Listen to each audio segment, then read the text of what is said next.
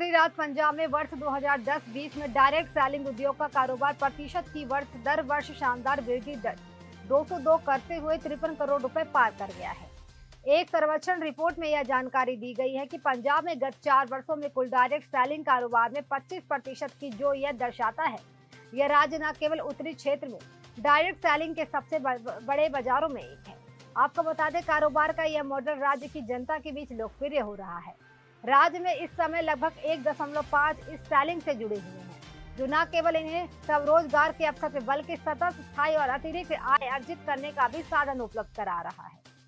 Direct selling कारोबार के माध्यम से राज्य को इस अवधि में 60 करोड़ रुपए का राजस्व भी प्राप्त हुआ है तथा कारोबार बढ़ने के साथ इसमें उत्तरोत्तर वृद्धि भी होगी। पंजाब समेत देश के अन्य राज्यों में मत अनेक वर्षों से डायरेक्ट सेलिंग कारोबार का दायरा लगातार बढ़ रहा है।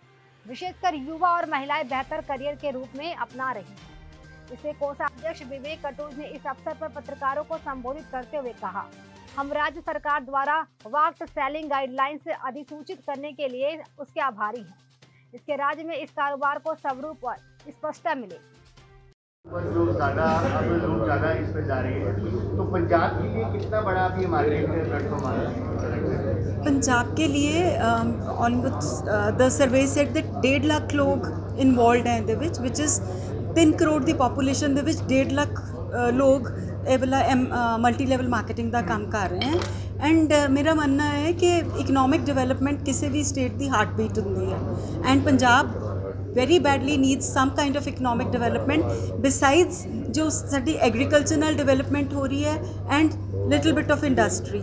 MLM in itself is a huge industry and it is progressing very well, exponentially grow कर रही है पंजाब दे विच। 5% growth is quite a bit। ਜਿਹੜੀ ਕੋਈ ਵੀ ਇੰਡਸਟਰੀ ਡਿਊਰਿੰਗ ਕੋਵਿਡ ਪਿਛਲੇ 2 ਸਾਲਾਂ 'ਚ ਇਟ ਵਾਸ ਵੈਰੀ ਅਨਫੋਰਚੂਨੇਟ ਕਿ ਸਾਨੂੰ ਪੈਂਡੈਮਿਕ ਦਾ ਸਾਹਮਣਾ ਕਰਨਾ ਪਿਆ ਐਂਡ ਜਿਹੜੀ ਇੰਡਸਟਰੀ ਸਿਰਫ ਗਰੋ ਕੀਤੀ ਉਹ ਮਲਟੀ ਲੈਵਲ ਮਾਰਕੀਟਿੰਗ ਕੀਤੀ ਐਂਡ ਇਹਦੇ ਵਿੱਚ ਸਭ ਤੋਂ ਜ਼ਿਆਦਾ ਜਿਹੜੇ wellness products while sitting at home ਕਿਸੇ ਨੂੰ ਪੈਂਡੈਮਿਕ ਸਿਰਫ ਬਿਮਾਰ ਹੋਣਾ ਨਹੀਂ ਸੀ, ਪੈਂਡੈਮਿਕ ਦੇ ਵਿੱਚ ਮਾਨਸਿਕ ਤੌਰ 'ਤੇ ਬਹੁਤ ਲੋਕਾਂ ਨੂੰ ਪ੍ਰੋਬਲਮ ਆ ਰਹੀ ਸੀ, ਹੈਲਥ ਇਸ਼ੂਜ਼ ਆ ਰਹੇ ਸੀ ਐਂਡ ਵੈਲਨੈਸ ਪ੍ਰੋਡਕਟਸ ਨੇ ਬਹੁਤ ਵੱਡੀ ਕੰਟਰੀਬਿਊਸ਼ਨ ਕੀਤੀ ਹੈ ਇਹਦੇ ਵਿੱਚ। So it is a growing industry and it should grow. कोई इन्हां दा कोई competition नहीं है रिटेलर्स दे नाल। The only thing is when the circumstances are such, when you are just you have to remain at home, this is the kind of industry which can do well and cater to our needs. In fact इन्हां नूं अपने wings वधाने चाहिए हैं for other domestic products also। Fortunately और unfortunately pandemic करके बहुता challenge नहीं सीगा, but as the circumstances they normalise I think then we will see. It is to be observed कि की लोगों का की प्रतिक्रिया होएगी। You know direct selling online versus the brick stores, they are called brick and cement stores. उन्हां दे नाल साडी की what will be this thing and हर चीज़ ਜਿਹੜੀ ਚੇਂਜ ਹੈ ਆਪਣੇ ਨਾਲ ਬਹੁਤ ਕੁਝ ਲੈ ਕੇ ਆਉਂਦੀ ਹੈ। ਜਿਹੜਾ ਟ੍ਰਾਂਜੀਸ਼ਨ ਪੀਰੀਅਡ ਹੁੰਦਾ ਹਮੇਸ਼ਾ ਥੋੜ੍ਹਾ ਜਿਹਾ ਡਿਫਿਕਲਟ ਹੁੰਦਾ ਹੈ, ਬਟ ਹਮੇਸ਼ਾ ਹਰ ਬੰਦੇ ਲਈ ਆਪਣਾ ਆਪਣਾ ਪਾਥ ਬਣ ਜਾਂਦਾ।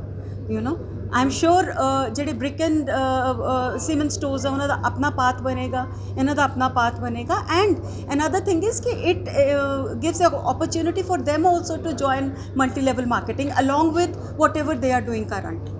And we don't have I think direct selling versus online they supplementing each other and ਤੁਸੀਂ ਦੇਖੋ ਤਾਂ direct selling industry now we are saying that we are a social selling industry ਤੇ ਸਾਡਾ ਵੀ ਰੁਖ ਉਸ ਪਾਸੇ ਹੀ ਹੈ। we are also going online and the future is online। Sir ਇੱਕ ਚੀਜ਼ ਹੋਰ ਕਿ ਤੁਸੀਂ ਮੰਨਦੇ ਹੋ ਕਿ ਇੱਕ ਪਾਸੇ ਦਾ ਰਿਟੇਲ ਸੈਕਟਰ ਹੋ ਗਿਆ ਤਾਂ ਦੂਜੇ ਪਾਸੇ ਆਨਲਾਈਨ ਜਾਂ ਡਾਇਰੈਕਟ ਸੈਲਿੰਗ ਹੋ ਗਿਆ, ਲੇਕਿਨ ਜਿੱਥੇ ਤੱਕ ਸਵਾਲ ਹੈਗਾ ਕਿ ਨੈਟਵਰਕਿੰਗ ਦਾ ਲੋਕਾਂ ਦੇ ਮਨਾਂ ਦੇ ਵਿੱਚ ਕਾਫੀ ਸਾਰੇ ਸਵਾਲ ਹੁੰਦੇ ਕਿ ਨੈਟਵਰਕ ਮੀਡੀਆ ਜਿਹੜਾ ਹੈਗਾ ਬਣਾਉਣਾ ਉਹ ਇੱਕ ਤਰੀਕੇ ਨਾਲ ਅੱਜ ਦੀ ਡੇਟ 'ਚ ਭਾਵੇਂ ਪਹਿਲਾਂ ਦੀ ਅਗਰ ਗੱਲ ਕਰੀਏ ਐਮਵੇ ਨੂੰ ਮਤਲਬ ਲੋਕਾਂ ਦੇ ਮਨਾਂ ਦੇ ਵਿੱਚ ਇੰਨਾ ਕੋਈ ਚੰਗਾ ਰਿਸਪੌਂਸ ਨਹੀਂ ਹੈਗਾ, ਲੇਕਿਨ ਜਿਸ ਤਰੀਕੇ ਨਾਲ ਤੁਹਾਡੀ ਇੰਡਸਟਰੀ ਕੰਮ ਕਰ ਰਹੀ ਹੈ ਅੱਗੇ ਮੈਂਬਰਸ ਜੁੜ ਰਹੇ ਹੈਗੇ, ਲੇਕਿਨ ਲੋਕਾਂ ਦੇ ਮਨਾਂ ਦੇ ਵਿੱਚ ਲੇਮੈਨ ਅਗਰ ਗੱਲ ਕਰੀਏ ਤੇ ਡਾਇਰੈਕਟ ਸੈਲਿੰਗ ਜਾਂ ਜਿਹੜੀ ਨੈਟਵਰਕਿੰਗ ਸੈਲਿੰਗ ਹੈ ਉਸ ਦੇ ਵਿੱਚ ਘੱਟ ਲੋਕ ਜਾਣਾ ਪਸੰਦ ਕਰਦੇ, ਉਹਦੇ ਪਿੱਛੇ ਕੀ ਕਾਰਨ ਹੈ? ਸੀ ਇਨੀਸ਼ੀਅਲੀ ਉੱਥੇ ਕੀ ਸੀਗਾ ਕਿ ਨਾ ਲੋਕਾਂ ਨੂੰ ਕਲੈਰਿਟੀ ਨਹੀਂ ਸੀਗੀ। ਦੂਜਾ ਇਹ ਸੀਗਾ ਵਾਟ ਵੀ ਹੈਵ ਵਿਟਨੈਸ ਕਿ ਇੱਥੇ ਬੜੇ ਫਰਾਡ ਹੋ ਰਹੇ ਸੀਗੇ ਲੋਕਾਂ ਨੂੰ ਇਨਵੈਸਟਮੈਂਟ ਕਹਿਣ ਨੂੰ ਕਹਿ ਰਹੇ ਸੀਗੇ, they are using the model. ਉਸ ਕਰਕੇ ਦੇਰ ਵਾਜ਼ ਸਮ ਅਨਸਰਟਨਿਟੀ ਦੇਅਰ। ਸਾਰਿਆਂ ਤੋਂ ਵੱਡੀ ਗੱਲ ਸੀਗੀ ਕੋਈ ਗਾਈਡਲਾਈਨ ਨਹੀਂ ਸੀਗੀ, ਕੋਈ ਰੈਗੂਲੇਟਰੀ ਕਲੈਰਿਟੀ ਨਹੀਂ ਸੀਗੀ। ਬਟ 2016 ਤੇ ਅਗਰ ਤੁਸੀਂ ਵੇਖੋ like moment the government of India came up with the guidelines, ਉਸ ਤੋਂ ਬਾਅਦ ਦਿਸ ਇੰਡਸਟਰੀ ਨੇ ਕੰਟੀਨਿਊਸ ਗਰੋਥ ਰਜਿਸਟਰ ਕਰਨਾ ਸ਼ੁਰੂ ਕੀਤੀ ਹੈ। ਹੁਣ ਕੌਨਫੀਡੈਂਸ ਆ ਰਿਹਾ। ਬਟ ਅਗਰ ਤੁਸੀਂ ਕਹਿ ਰਹੇ ਹੋ ਕਿ ਅਗਰ ਮਾਰਕੀਟ ਤੇ ਚੀਟਿੰਗ ਨਹੀਂ ਹੋ ਰਹੀ ਹੈ how IDSA is working with respective state governments. ਅਸੀਂ ਨਾ ਅਲੱਗ-ਅਲੱਗ ਜਗ੍ਹਾ ਜਾ ਕੇ ਕੈਂਪ ਲਾ ਰਹੇ ਨੇ and we are spreading awareness and one of the proposal we gave to the government is Jago Grahak ਜਾਗੋ, ਜਿੱਥੇ ਜਾ ਕੇ ਅਸੀਂ ਡਾਇਰੈਕਟ ਸੈਲਿੰਗ ਦੇ ਬਾਰੇ ਦੱਸਾਂਗੇ how it is different from the pyramid Ponzi. ਜੇ ਛੋਟੇ ਗਾঁव ਹੈਗੇ Tier 3 Tier 4 how they can choose their career in direct selling industry.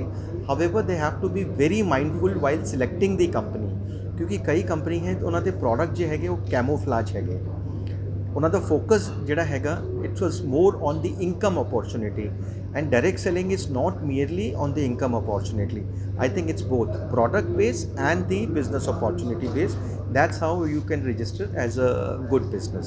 So we are working with the government very closely and we are spreading awareness with the help of state governments. ਇਹਦੇ 'ਚ consumers ਵੀ ਬਹੁਤ ਵੱਡੇ consumers ਆਪਣੀ level of satisfaction dissatisfaction services provided ਉਹ ਤਾਂ aware ਕਰ ਸਕਦੇ ਹਾਂ। ਕੰਜ਼ਿਊਮਰ ਅਵੇਅਰਨੈਸ ਵੈਸੇ ਹੀ ਬਹੁਤ ਹੋ ਚੁੱਕੀ ਹੈ।